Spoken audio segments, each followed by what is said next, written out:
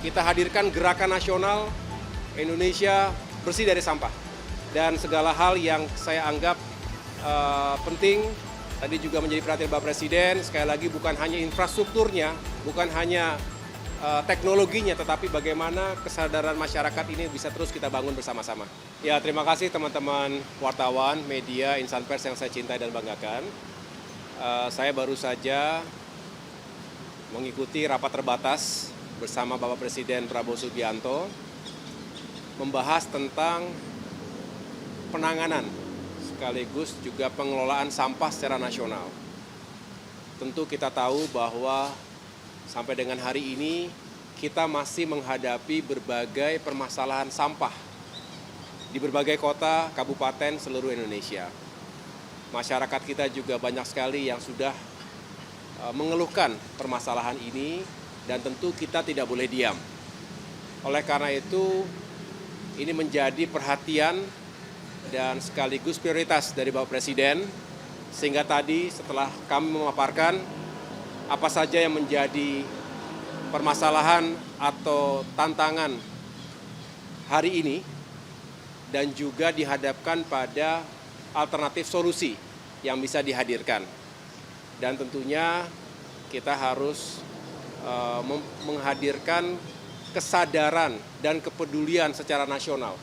Pertama itu yang harus dibangun, oleh karenanya pendidikan, sosialisasi, termasuk di sekolah-sekolah kita, dari mulai kecil sampai dengan dewasa harus ditanamkan kesadaran untuk membuang sampah pada tempatnya dan mengurangi sampah itu sendiri. Nah, yang kedua tentu kita harus mencari solusi dari kondisi hari ini yang kita tahu di sana-sini sudah terjadi penumpukan sampah. Contohnya Bantar Gebang yang sudah menggunung. Belum lagi tempat-tempat lain yang seringkali bukan hanya menimbulkan polusi tanah maupun udara dan juga mengganggu kesehatan, mencemarkan lingkungan, tapi juga menyebabkan bencana. Nah, ini semua harus kita cegah dan kita hentikan. Disinilah harus hadir beberapa terobosan termasuk penggunaan teknologi dan infrastruktur yang fokus pada penanganan sampah dari hulu hingga hilir. Dari mulai sumbernya, rumah tangga, industri, sentra-sentra komersial, dan semua yang memproduksi sampah. Contoh di berbagai kota metropolitan, Jakarta misalnya yang setiap harinya memproduksi 7.000 hingga 8.000 ton sampah. Ini harus bisa ditangani dengan baik. Di kota-kota besar lainnya juga demikian. Memang skalanya berbeda-beda, ada yang sudah di atas 1.000 ton per hari, ada yang mungkin di bawahnya, sehingga pendekatan teknologinya pun, termasuk infrastrukturnya pun berbeda-beda. Tetapi kita ingin pastikan di TPST, tempat pembuangan sampah terpadu, sampai dengan nanti di TPA, tempat pemrosesan akhir, di mana sampah diharapkan bisa dihancurkan, kemudian juga sebagian bisa ditimbun, tetapi selebihnya benar-benar kita fokus pada recycle, dikembalikan kepada produser untuk bisa diproduksi komoditas tertentu, tapi juga pembakaran tadi bisa kemudian diubah menjadi listrik. Ini adalah kebutuhan energi yang terbarukan yang juga harus kita kawal bersama-sama. Jadi kesimpulannya adalah kita ingin menghadirkan kebijakan yang komprehensif terintegrasi. Yang menjadi ujung tombak sebetulnya para pemerintah daerah, tetapi pemerintah pusat akan hadir dengan kebijakan dan bersama-sama. Inilah mengapa Bapak Presiden tadi memerintahkan saya untuk menyusun satuan tugas percepatan terkait dengan infrastruktur dan segala elemen pengelolaan dan penanganan sampah secara nasional. Kita hadirkan gerakan nasional Indonesia bersih dari sampah. Dan segala hal yang saya anggap penting, tadi juga menjadi perhatian Bapak Presiden, sekali lagi bukan hanya infrastrukturnya, bukan hanya teknologinya, tetapi bagaimana kesadaran masyarakat ini bisa terus kita bangun bersama-sama. Demikian yang dapat saya sampaikan.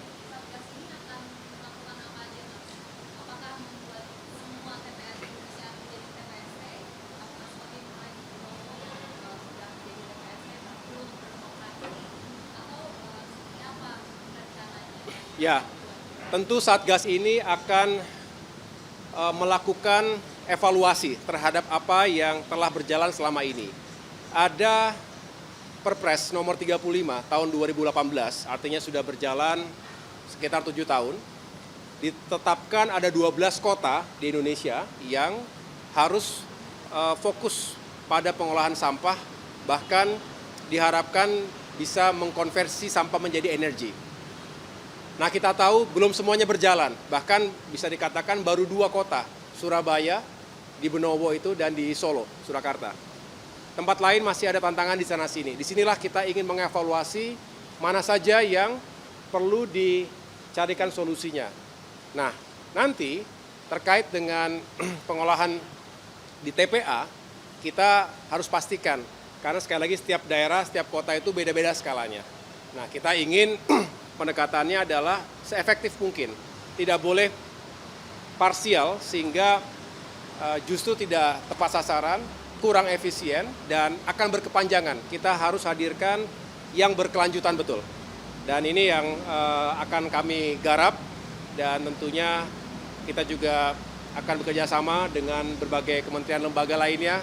Perlu penganggaran, perlu eksekusi yang baik, dan koordinasi dengan pemerintah daerah menjadi suatu keharusan. Iya, kita lihat di berbagai negara maju juga sudah menerapkan teknologi seperti itu. Dan di Indonesia sendiri ada beberapa yang menurut saya perlu kita pelajari lebih lanjut, tetapi kita ingin yang advance, yang sekali lagi efektif, bisa benar-benar secara signifikan menghilangkan tumpukan dan gunungan sampah-sampah itu, dan sekaligus mengkonversinya menjadi energi. Ya.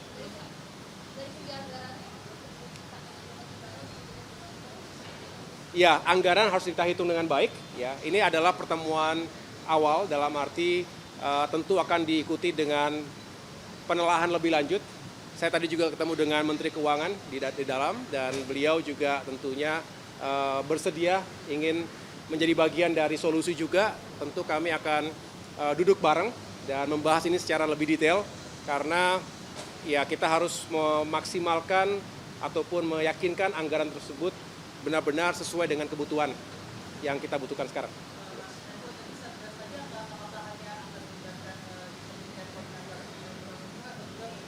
Tidak, ini masalah sampah meliputi banyak hal, ya tentu Kementerian PU sendiri, tadi Menteri PU juga hadir, karena sekali lagi banyak sekali peran dan keterlibatan dari infrastruktur di setiap fase produksi sampah sampai dengan di titik terakhir. Tetapi juga tentu tidak itu. Kita tahu ini adalah masalah lingkungan hidup, ya.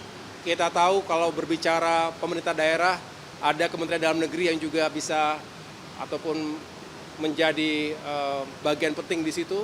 Kementerian Keuangan, kita harapkan bisa memberikan dukungan anggarannya, termasuk juga kita membuka potensi skema kerjasama dengan swasta, dan apapun atau siapapun yang akan kita libatkan, tentunya diharapkan bisa menjadi satu tim yang kuat, satgas yang kuat untuk menyelesaikan masalah ini. Nah, segera kita akan susun dulu, ya. Yang jelas tadi baru mendapatkan direktif, dan pada akhirnya nanti akan diputuskan dan akan berjalan. Pak, dan penyelesaiannya kapan? Nanti kita jelaskan lagi. Artinya nanti waktunya akan pengolahan sampah untuk konversi energi, ya, Mas? Dari satgas itu seperti apa? Oh ya, jadi artinya sekali lagi kita akan petakan dengan, ini Indonesia kan luas ya, ada 514 kabupaten kota di Indonesia, tentu skalanya, intensitasnya berbeda-beda. Jadi pendekatannya tidak ada satu formula yang bisa diterapkan di semuanya, tetapi di tempat-tempat yang skalanya mencukupi untuk melakukan konversi sampah ke listrik akan kita lakukan, akan kita dorong ke arah sana. Ya.